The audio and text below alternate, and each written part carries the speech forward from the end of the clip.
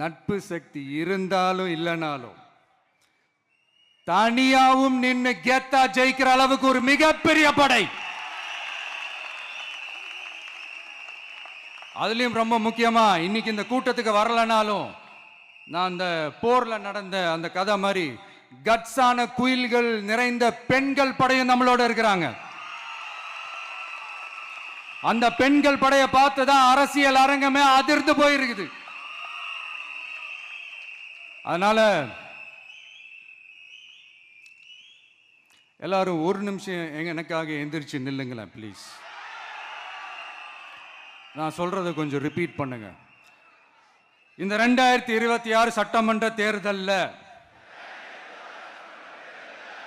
நாம எல்லாரும் உண்மையாக உழைப்போம், சத்தியமாக உழைப்போம், உறுதியாக உழைப்போம், ஒற்றுமையாக உழைப்போம். Thank you. Please sit down.